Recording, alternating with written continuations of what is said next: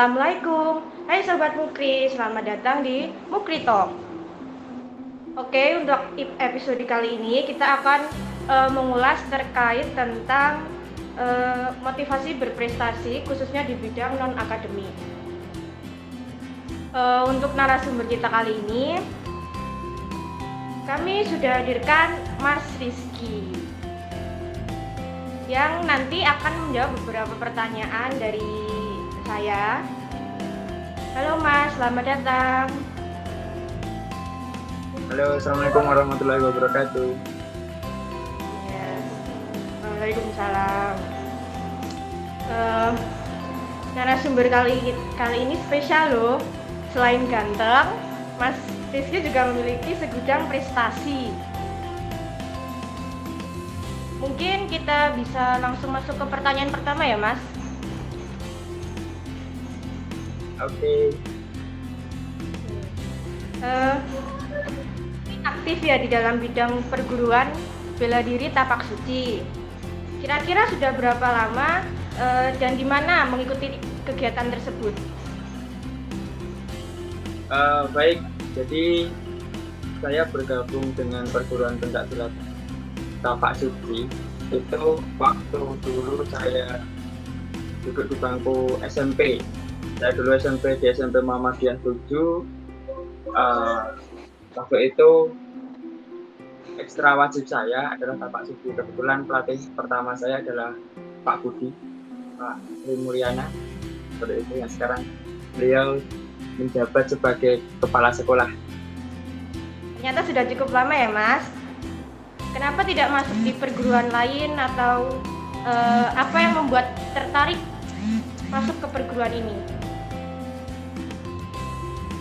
Baik, jadi sebenarnya semua perguruan itu kan sama saja. Cuman bagaimana kita menempatkan diri kita di perguruan tersebut, bagaimana diri kita mencetak prestasi, dan bagaimana kita menularkan ilmu kita ke teman-teman ataupun adik-adik kita gitu.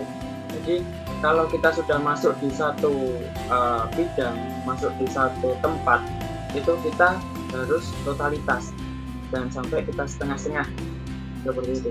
Dan totalitas optimal melakukan kegiatan, apapun kegiatannya, kalau ada kesempatan berprestasi harus langsung diambil begitu. Kalau tanggapan orang tua Mas Rizky sendiri bagaimana ya?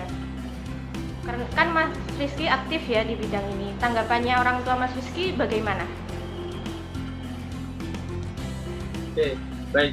Jadi menurut saya itu semua orang tua itu pasti akan sangat mendukung. Semua orang tua pasti akan sangat bahagia ketika anak-anaknya dapat berprestasi, dapat aktif dalam segala bidang, apapun itu. Apapun bidangnya pasti akan sangat mendukung. Asalkan ketika kita lakukan itu benar-benar kita maksimalkan. Kita lakukan dengan semangat, kita lakukan dengan cinta. Kita mencintai apa yang kita lakukan. Seperti itu, kurang lebih. Iya. Kalau misalnya kejuaraan pertama kali yang Mas Rizky ikuti apa?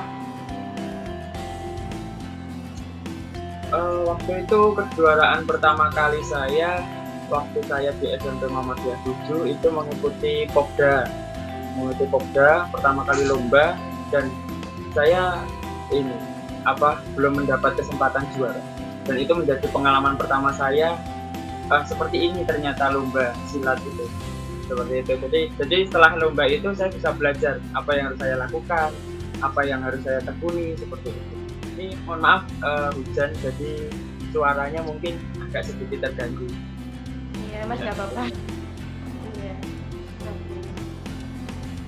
Kesan pesan Mas Rizky ketika pertama kali mengikuti kejuaraan apa ya Mas?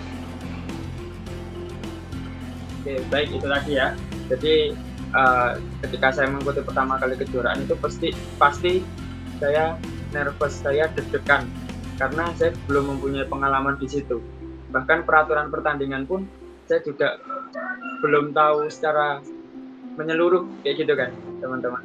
Jadi saya ya pertama kali itu berpikir bagaimana saya melakukan apa yang sudah dilatih oleh pelatih saya. Kan? Nah, kalau teman-teman yang semuanya nih ikut pertama kali kejuaraan itu tidak perlu memilih berat. Itu adalah pengalaman pertama, itu adalah Kalau piala atau medali yang sudah didapatkan sudah berapa banyak ya Mas? Medali total berapa?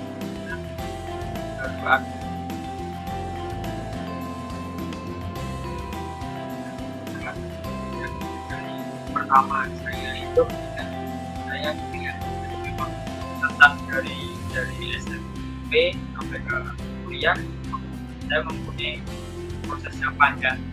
Ya, medali pertama saya pertama kali di tahun 2018.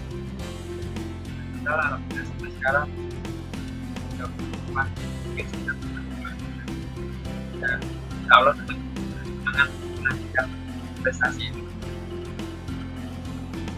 Ya oke. Ternyata banyak ya. Oke. Katanya bulan lalu Mas Rizky mengikuti Pekan Olahraga Nasional di Papua ya, mewakili Daerah Istimewa Yogyakarta. Boleh sedikit diceritakan bagaimana pengalaman dan proses untuk mengikuti ini? Oke, teman-teman, itu pengalaman saya di 2021 ini, bulan Oktober, itu saya mengikuti Pekan Olahraga Nasional yang dilaksanakan secara nasional, dan menurut saya itu adalah kegiatan kompetisi olahraga yang terbesar di Indonesia. Jadi tentunya itu sangat berkesan bagi saya, sangat menjadikan saya bisa mengambil pelajaran di situ gitu. Itu kalau teman-teman melihat perjuangan di belakangnya itu, teman-teman bisa melihat sangat jauh perjalanan saya dan juga teman-teman untuk menuju ke PON itu, karena latihannya pun kita tiap hari, kita pagi sore. Nah ini bisa menjadikan pelajaran bagi yang lainnya. Kalau pengen mencapai prestasi tertinggi, teman-teman harus berjuang lebih keras. Di sana pun kita akan melihat oh ternyata kita yang sudah merasa diri kita sudah menguasai satu hal, dalam hal ini pencak silat, tapi ternyata di sana masih banyak yang mempunyai skill, mempunyai keahlian yang lebih bagus gitu. Jadi kita akan melihat dunia lebih luas, teman-teman, kalau kita sudah mengikuti event, mengikuti kegiatan yang lingkupnya lebih besar gitu kan. Nah makanya dengan ini, walaupun kemarin saya belum mendapatkan hasil, belum mendapatkan medali atau belum mendapatkan juara, tapi intinya kembali lagi belajar bagaimana dengan kekalahan itu saya bisa mengupgrade diri, saya bisa memperbaiki diri untuk lomba selanjutnya supaya mendapatkan juara, supaya bisa tampil lebih baik lagi gitu.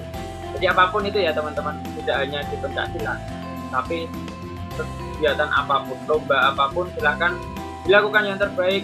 Setelah selesai, dievaluasi, dipelajari, dan diperbaiki gitu. Sangat berkesan sekali lomba kemarin. Oh iya, ternyata seru ya Mas, walaupun rintangannya banyak gitu ya. Harus latihan terus gitu. Semoga kita semua bisa seperti Mas Rizky ini dalam bidangnya masing-masing ya. Amin.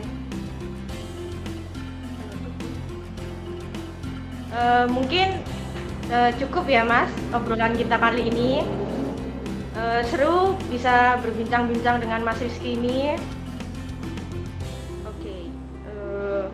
Sebelum pamit, Mas Rizky bisa kasih pesan-kesan buat penonton setia Mukri Talk ini.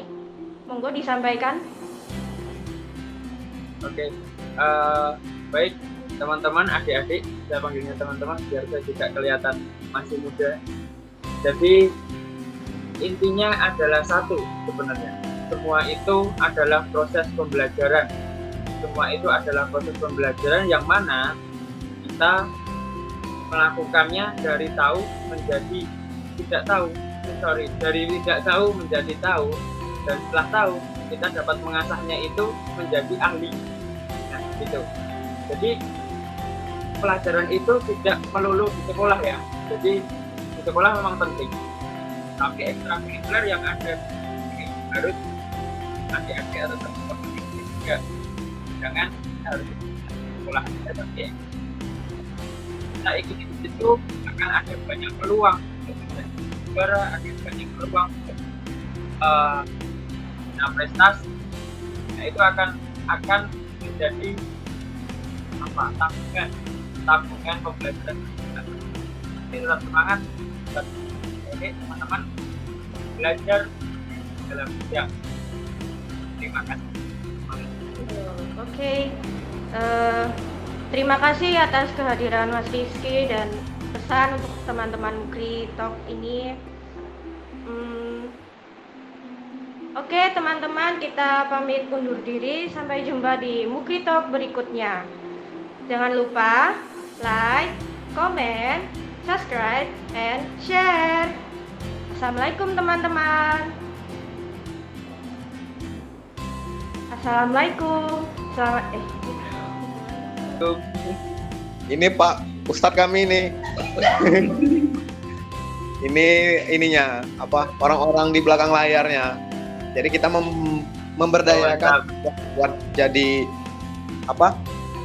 membawa acara atau MC-nya biar ada brandingnya lah sekolah tuh.